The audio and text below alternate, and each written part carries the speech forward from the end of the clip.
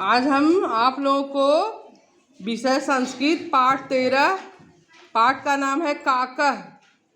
क्या है? काकह। काकह माने होता है कौवा। क्या होता है? कौवा। यहाँ काकह तत्सम शब्द है।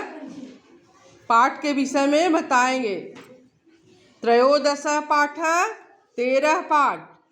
10 में त्रयो लग गया तो कितना हुआ? 13 पाठ। अब पाठ का नाम है काकह के विषय में बताएंगे। कौवा तो सारे लोग देखी हो ना? चित्र में भी बना है, किताब में चित्र में भी बना है। एक कौवा है, उसके विषय में है कि वो प्यास से व्याकुल है और कैसे पानी प्राप्त करता है। ठीक है, तो कहानी का मतलब बताया गया कि कोई भी कार्य हम करना चाहेंगे तो कर लेंगे, परिश्रम करेंगे तो हमें सफलता मिलेगी। कौवा कैसे पानी प्राप्त करता है इसके विषय में पाठ में बताया गया है। चलो पढ़ते हैं, उच्चारण करते हैं, अनुवाद जानते हैं। एकह काकह तृषा पीड़ितः। एकह माने एक, काकह माने कौवा, तृषा पीड़ितः माने प्यास से व्याकुल। एक कौवा प्यास से व्याकुल था। जलम ना लभत दूरे दूरे, दूर दूर तक। जल माने पानी, जानती हो ना? दूरे दूरे दूर दूर तक। जलम माने जल, ना लभत माने प्राप्त नहीं हुआ। कौन प्यासा था? कौवा को दूर दूर क्या नहीं प्राप्त हुआ? हाँ, जल प्राप्त नहीं हुआ। वृक्षाद वृक्षम गतः बराकः। बराकः माने बेचारा। वृक्षाद वृक्ष माने पेड़ से पेड़ पर गया।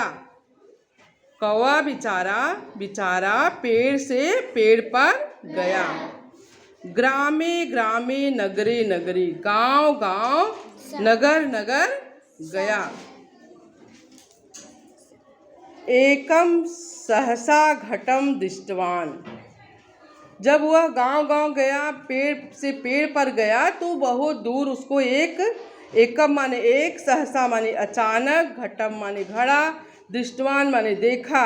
एक अचानक घड़ा देखा। घटे जलम दृष्टम बहुदूरे। घटे माने घड़े में, घड़े में जल, घड़े में जल देखा। वो बहुत दूर था, नीचे था। घड़े में जल नीचे था। खंडम खंडम पाषाणानम। खंडम खंडम माने टुकड़ा टुकड़ा। पाषाणानम माने पत्थर का टुकड़ा टुकड़ा डाला। कहाँ? क्षिप्तवान शीघ्र ही। काकह कौवा जल मध्य, जल के बीच में, जल के बीच में कौवा शीघ्र ही पत्थर का टुकड़ा टुकड़ा डाला। बात समझ में आ रही है?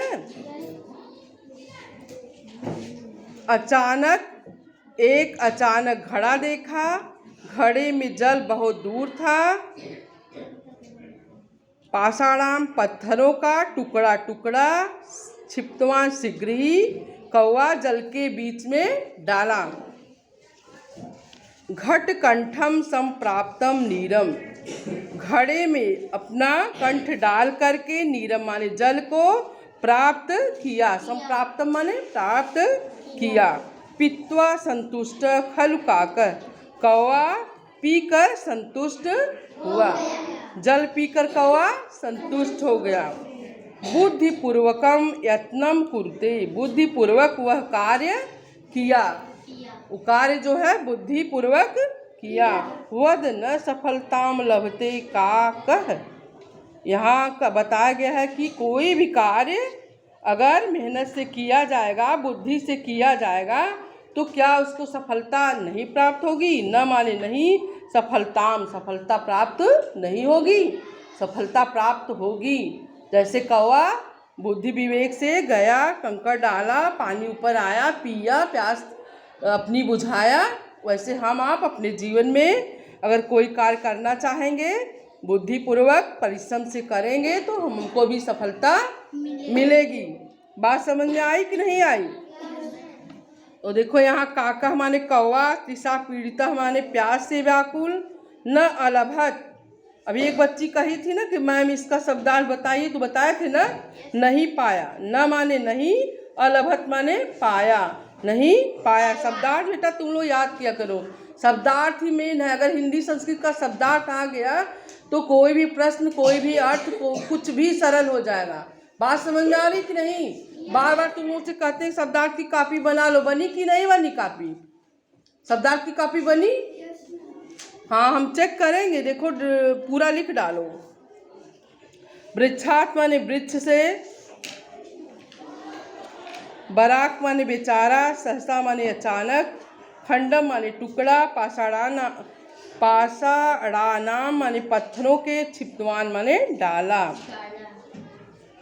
दृष्टवान माने देखा, का माने कौन। यहाँ स्त्रीलिंग के लिए का प्रयोग हुआ है, कह माने कौन, पुल्लिंग प्रयोग हुआ है। बात समझ में आई?